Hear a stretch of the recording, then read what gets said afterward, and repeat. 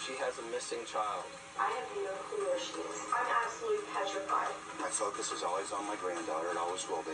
It just seemed like, from our perspective, all it seemed like from day one was that we're going the case against Casey as a murderer. She's not a murderer. One thing I know is she loves that child. I just want my daughter back.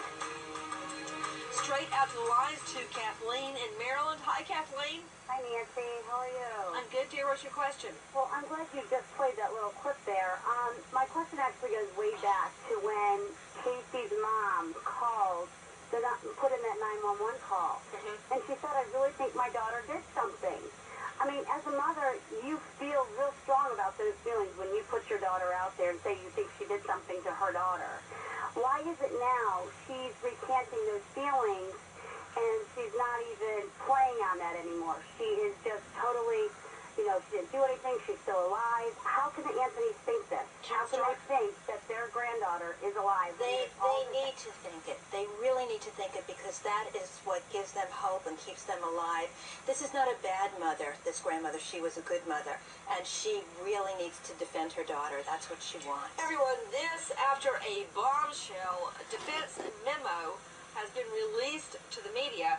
Long story short, in the memo, the defense team states that little Kelly may have died from an unwitting overdose of sedative. Chloroform, for instance. Stunning revelation. After all this time, they have been arguing little Kelly is alive and well, having been kidnapped.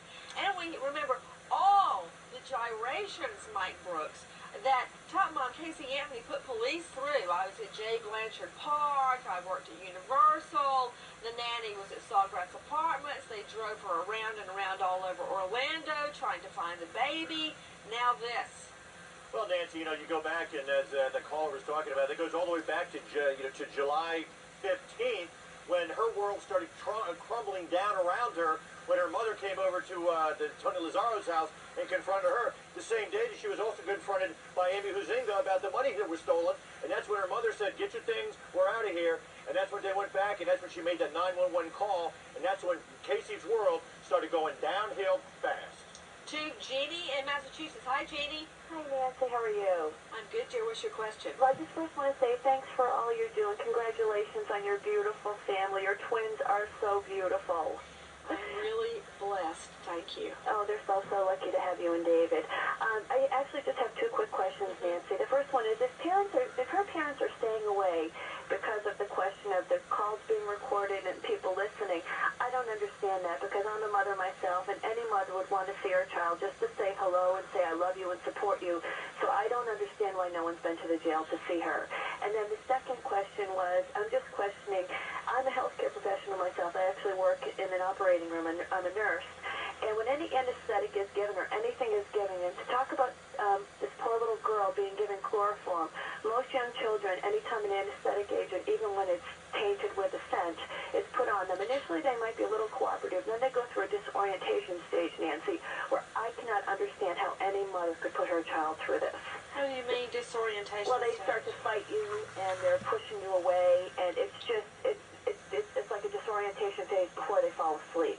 It's a horrible thing to see. I mean, little children... Listen, you know what? For all the people I put behind bars for all those years, it kills me to even give the children medicine when I have to give them medicine in one of those droppers. Oh, it's horrible. I can hardly stand it. Lucy always clenches her mouth shut. It's horrible. Well, I'm just wondering if that would be a mitigating factor as well for her with this being a death penalty case. You mean aggravated? Aggravated, I apologize. You know, excellent question. To Gloria Allred, what a child would go through if this is a mode of death. Would that be an aggravating circumstance? I don't really think so. I think really what her intent was and what her actions were really are more relevant on this issue. And, and I have to ask, how can she be insane and do this? I mean, she has to show a mental disease or defect. She has to know, she would have to show that she didn't know what she did was wrong. Gloria. Yes. Have you seen the shot of her snugged up to the boyfriend, trouncing through the Blockbuster on the day police think this likely may have happened? Well, yes, and exactly. And that's why I'm saying I think she would have a really hard time with that kind kind of defense. You know, to Ray and Renee, it's you know, payback is hell, isn't it, Ray? When your client's there at Blockbuster, snugged up to the boyfriend on the day police theorize she killed her child. Look, Nancy, Miss Anthony and her parents have done absolutely nothing to help her case from day one, and I think that answers the What does earlier that have call. to do with what I just said? Well, let me just say that it doesn't help. I agree with you. It hurts the case, and I wanted to respond to a caller who said, why is no one going to visit her? The new lawyer is saying, you people can't be trusted. You mouth off, you talk too much, and I'm taking control of this case. Stay away from the jail. Renee, the video hurts. Video hurts, and just to piggyback Any on Ray's, attempt at insanity, there she is, you know, at Blockbuster.